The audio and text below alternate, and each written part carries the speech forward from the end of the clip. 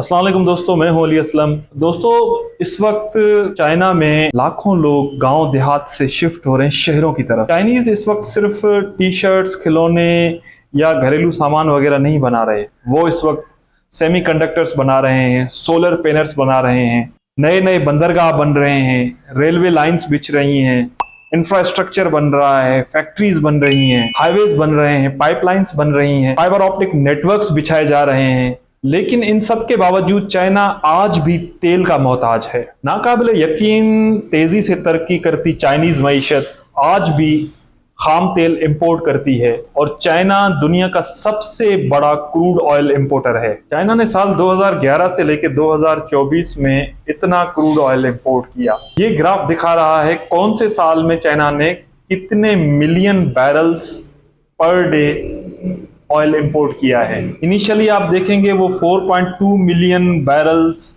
Per day import कर रहा है। 4.2 मिलियन मतलब 42 लाख गैलन्स पर डे, और एक गैलन में 160 लीटर फ्यूल होता है। और जाहिर है ये उनके लिए जरूरी भी है कि जिस तेज रफ्तार से वो पुल बना रहे हैं, शहरों के शहर बना रहे हैं, इंफ्रास्ट्रक्चर रोड्स बना रहे हैं, तो उसमें जाहिर है तेल की खपत तो होगी। जिस तरह से चाइना तरक्की कर रहा है तो तेल की मांग भी उतनी बढ़ रही है। और क्रूड ऑयल से सिर्फ फ्यूल नहीं मिलता, उससे प्लास्टिक मिलता है, रबड़ मिलता है, केमिकल्स मिलते हैं, सॉल्वेंट मिलते हैं, इवन फर्टिलाइजर भी मिलता है क्रूड ऑयल से। तो ये सारी चीजें जो हैं बैकबोन है किसी भी इंडस्ट्रियल सिविलाइजेशन का। इस वजह से चाइना सबसे बड़ा क्रूड ऑयल इंपोर्टर है। ना सिर्फ ये चीजें, बल्कि ये जो रोड्स आप देख रहे हैं, ये जो पूरी दुनिया में रोडों का जो एक जाल है, वहां भी डांबर यूज होता है। और डांबर जो है ये भी एक बाय प्रोडक्ट होती है क्रूड ऑयल की, ये भी उसी से ही निकलता है। तो आप सोचें कि कितना इंपॉर्टेंट हो सकता है किसी भी एक तेजी से तरक्की करती हुई मईशत के लिए। ये एक बैकबोन का किरदार अदा करता है। पर आप देखेंगे कि गुज़िश्ता 5 साल से चाइना का जो ऑयल इंपोर्ट है वो कम हो रहा है। पर ये क्यों हो रहा है? चाइना जैसा मुल्क जिसकी इंडस्ट्रियल शाहरग क्रूड ऑयल हो, वो अपने इंपोर्ट्स क्यों घटा रहा है? पिछले 12 साल से चाइना दुनिया का रिन्यूएबल एनर्जी का सुपर पावर होना चाहता था ताकि फॉसिल फ्यूल्स पे डिपेंडेंसी कम की जा सके। फिलहाल चाइना दुनिया का number 1 crude oil importer country है और ये तकरीबन 1 crore 18 lakh barrels per day import करता है। और चाइना रोजाना तकरीबन 1 करोड़ 40 लाख बैरल तेल इस्तेमाल करता है। अभी आप देख रहे हैं रिसेंटली चाइना और अमेरिका के बीच में टैरिफ वार एक चली थी। फिर उससे पहले भी आप देखें इनमें झड़पें हो चुकी हैं, जैसे इन्होंने हवावे को बैन किया अपने पास, और एक कोल्ड वॉर चली रही है चाइना और यूएसए के बीच में। तो चाइना को ये लग रहा है कि हो सकता है इन फ्यूचर अमेरिका उसका तेल बंद कर दे या तेल उसका कहीं से चोक कर दे। वैसे तो तेल पाइपलाइंस, ट्रेन्स के थ्रू आता है, पर दुनिया का तकरीबन 95% जो तेल है वो शिप्स के जरिए आता है, समंदरी रास्ते से होता हुआ आता है। और आपको पता है कि अमेरिकन नेवी जो है दुनिया की सबसे बड़ी नेवी है और समंदरों पे उसी का राज है, सारी दुनिया में इनके बेसिस हैं। तो अमेरिका अगर चाहे तो चाइना के ऑयल इंपोर्ट्स रोक भी सकता है। इसकी एक मिसाल साउथ चाइना सी है, जहां अक्सर American aircraft carriers, warships, destroyers वहां पे गश्त करते रहते हैं और वहीं करीब में उनके दर्जनों फौजी अड्डे भी मौजूद हैं। और वहीं पे एक तंग सी गुजरगाह आबनाए मलाका है जो मलेशिया, इंडोनेशिया और सिंगापुर के बीच में वाक़ है। ये मेन चैनल है जो बहरुल काहिल और बहरुल हिंद को आपस में कनेक्ट करता है, जहां से मिडिल ईस्ट के ऑयल एक्सपोर्टर जो हैं चाइनीज ऑयल इंपोर्टर्स के साथ मिलते हैं। ये दुनिया का बिजिएस्ट शिपिंग रूट है और अमेरिका और चाइना के बीच में वैसे ही टेंशन चल रहे हैं ताइवान के ऊपर। अगर यूएसए ने आबनाए मलाका चोक कर दिया तो चाइना का 90% ऑयल बंद हो जाएगा। और ये अचानक से ब्रेक चाइना की तेज मईशत के लिए कोई अच्छी बात नहीं है। चाइनीज गवर्नमेंट इस खित्ते में अमेरिकन नेवी की प्रेजेंस को एक बहुत बड़ा थ्रेट कंसीडर करती है और जिसका इजहार चाइनीज प्रेसिडेंट भी कर चुके हैं। उन्होंने 2021 में कहा था, as a major manufacturing power China has to secure its energy supply in its own hands. ये एक्चुअली उनके लिए कौमी सलामती का मसला है, नेशनल सिक्योरिटी, क्योंकि जाहिर है ऑयल आपकी मईशत है, मईशत किसी भी मुल्क की शाहरग होती है। तो कोई चीज अगर आपकी मईशत को चोक कर रही है तो this is the matter of national security और this is the matter of national concern. इसी वजह से चाइना जो है अपनी डिपेंडेंसी ऑयल पे कम कर रहा है। इस वक्त पूरी दुनिया में सबसे ज्यादा कार्स चाइना में है। इस वक्त चाइना में 450 मिलियन कार्स हैं, वो भी 164 बिलियन लोगों के लिए। मतलब अभी भी बहुत सा एक खाल है जो चाइना को पुर करना है, स्पेशली इलेक्ट्रिक व्हीकल मैन्युफैक्चरिंग में। चाइना इस वक्त दुनिया का सबसे बड़ा ईवी मैन्युफैक्चरिंग हब बन चुका है। अगर आप एक चाइनीज सिटीजन हैं, आप एक ईवी कार लेना चाहते हैं या उसको बनाना चाहते हैं, उसकी बैटरीज, उसके मिनरल्स या उसके पार्ट्स वगैरह कुछ भी आप इलेक्ट्रिकल व्हीकल के साथ, मतलब इस डिपार्टमेंट में कोई अगर आप बिजनेस करना चाहते हैं तो गवर्नमेंट की लेवल से सपोर्ट है। गवर्नमेंट खुद इसमें असिस्टेंस करती है, सब्सिडी देती है, टैक्स छूट देती है कि आप ये काम करें। चाइनीज गवर्नमेंट ने इलेक्ट्रिक व्हीकल इंडस्ट्री में भारी सरमायाकारी कर रखी है और चाइना की अव्वलीन तरजीह जो है रिन्यूएबल एनर्जी प्रोडक्शन पर है। चाइना में तकरीबन गाड़ियां बिजली पर हैं, लेकिन वो बिजली फॉसल फ्यूल से बनाई जा रही है। हालांकि चाइना दुनिया का सबसे बड़ा सोलर और विंड एनर्जी पावर है।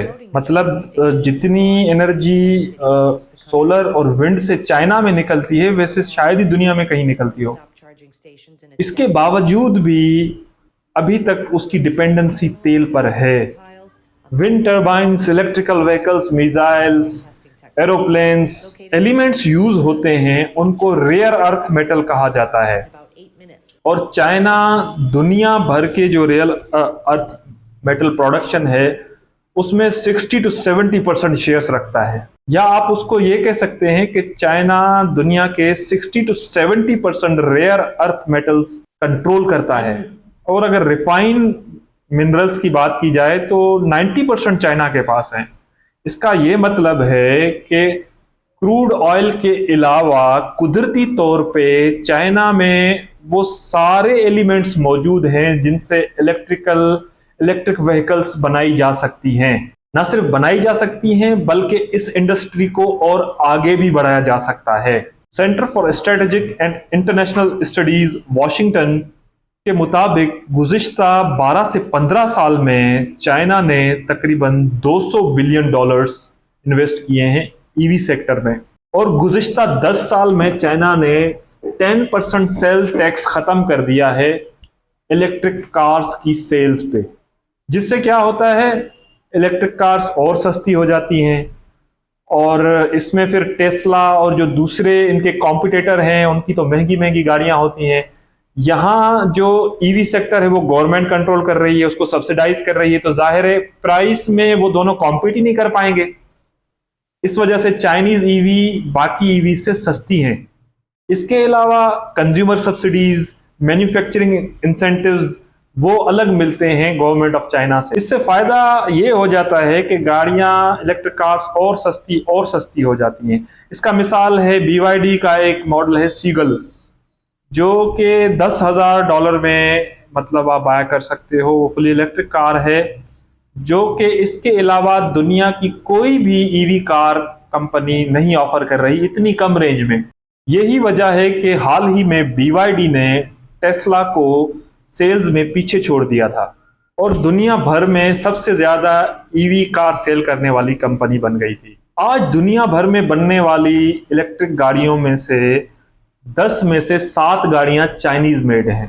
देखिए सिर्फ 10 साल में कैसे इनकी इंडस्ट्री बिल्कुल बदल गई है। साल 2015 में चाइना में सिर्फ 3,31,000 इलेक्ट्रिक गाड़ियां थी, लेकिन पिछले साल ये नंबर फूल के 1,29,00,000 तक पहुंच गया है, मतलब 10 साल में। और इसके अलावा पूरे चाइना में तकरीबन 1,40,00,000 ईवी चार्जिंग पॉइंट्स हैं, जहां पे आप अपनी इलेक्ट्रिक गाड़ी चार्ज कर सकते हैं। आपको पता है अमेरिका में कितने हैं? सिर्फ उसका 160वां हिस्सा, 1,40,40,00,000 का 60वां हिस्सा, 160वां हिस्सा अमेरिका में है। चाइना ने एक जबरदस्त सफर का आगाज किया है।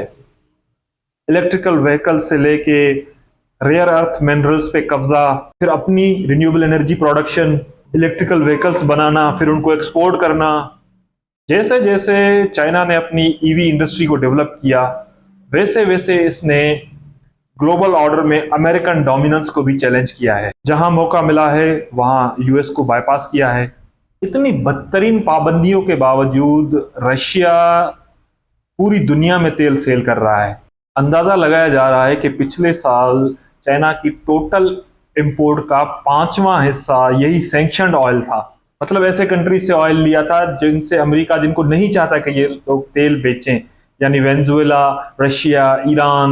इन्होंने वेनेजुएला से 2,68,000 barrels per day oil import किया, रशिया से 8,21,000 बैरल पर डे और ईरान से 14 लाख बैरल्स रोजाना। अक्सर ये खरीदार जो होते हैं, जो सैंक्शन ऑयल के खरीदार होते हैं, ये छोटी छोटी रिफाइनरीज होती हैं जो ढकी छुपी ये ऑयल थोड़ी थोड़ी क्वांटिटीज में खरीदती हैं, फिर उसको रिफाइन करके वही ऑयल वापस इंटरनेशनल मार्केट में सेल करती हैं, अपने इस्तेमाल में लाती हैं और इससे भारी मुनाफा भी कमाते हैं, जिसको इन छोटी छोटी रिफाइनरीज को चाइनीज टी पॉट्स भी कहते हैं। एक दूसरी मिसाल, अमेरिका के पास दुनिया का सबसे बड़ा ऑयल स्ट्रेटेजिक रिजर्व है, करोड़ों बैरल तेल, जो तकरीबन महीनों की इंपोर्ट्स संभाल सकता है कि अगर महीनों भी इंपोर्ट बंद की जाए तो कंट्री उस पर चलता रहे। इतना ऑयल अमेरिका ने सेव किया हुआ है। और चाइना भी ऐसा ही कुछ करने की कोशिश कर रहा है। जब भी क्रूड ऑयल के दाम गिरते हैं, चाइना बल्क क्वांटिटीज में वो बाय करना शुरू कर देता है और उसको उन्होंने स्टोरेज कैपेसिटीज बनाई हैं अपनी, जो बोल रहे हैं कि माउंट एवरेस्ट जितनी गहरी है। मतलब इतने बड़े बड़े कुएं बनाए हैं जो माउंट एवरेस्ट जितने गहरे हैं, उसमें वो सस्ता तेल ले लेके उसमें वो स्टोर कर देते हैं ताकि इन केस कभी इनकी इंपोर्ट्स बंद हो जाएं, ऑयल प्राइसेस हाई हो जाएं, तो वो इस ऑयल को यूटिलाइज कर सकें। और चाइना में ये स्टोरेज टैंक्स रोजाना की बुनियाद पे बन रहे हैं।